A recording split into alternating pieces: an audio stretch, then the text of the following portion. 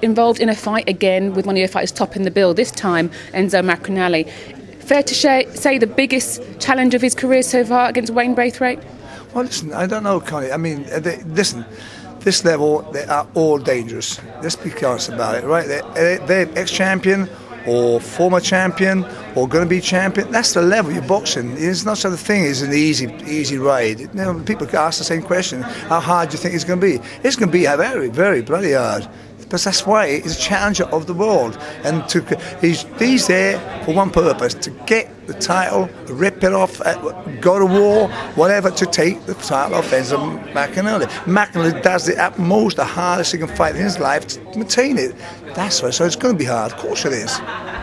You say you don't look at the opponents, you only worry about your fighter, but you must have some awareness of the opponents just to know about any sort of dangers that they're going to bring into the ring skill-wise. Well, as long as I know they've got 2 hands and 2 eyes, I'm okay. No, to a party jokes, as we call it, it's a fact that we call it. You see once, you cannot read the game when you see 3 or 4 or 5 fights this guy, because you can only box because your opponent lets you box.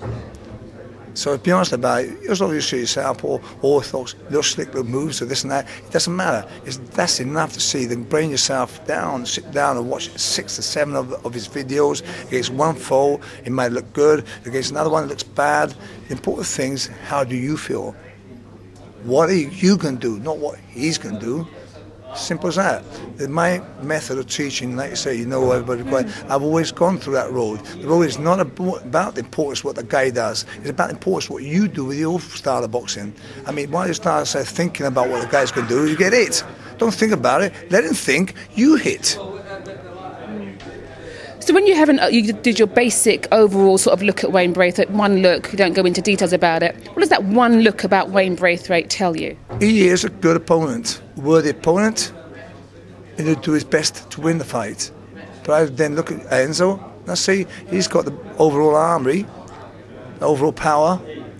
Obviously on fight night, you can put everybody be millionaires by now, go and be called in the bookies and put fights on. It doesn't work that way there. You can prepare for the uncertain things that can happen in the fight. But everything goes according to plan. There's no question about it. Enzo Calzaghe will eat, not so easily, but he will do a good job on Braithwaite.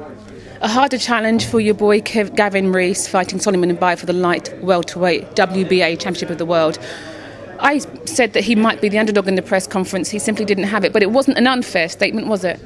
Well, certainly no. I mean, we've got the brains. Everyone knows that, right? The guy came out. Obviously, we just given a choice about 4 or 6 months ago for this fight. Which should come out of the blue, right? Come out of the blue, and you know, it's a blessing. It's great. This guy, you know, it's obviously something we dreamt about. Obviously, Gavin did. It's come all of a sudden, and yes, going back to your question, yeah, he's probably over the under-18. We call it, yeah, and that's fair comment. Doesn't matter. It doesn't win or lose fights of being underdog. Underdog. That's not mean at all, because that's how you make champions. All the champions, challengers, are always underdog, and that's why you hear and new. Otherwise, it'd be no new. Of course, it ain't. So we accept to be underdog, and we're going to be new. So it makes no difference whatsoever. But I can think definitely it's going to be new WBA champion, Gavin that Rock Rees. Thank you, Enzo. You're welcome, guys.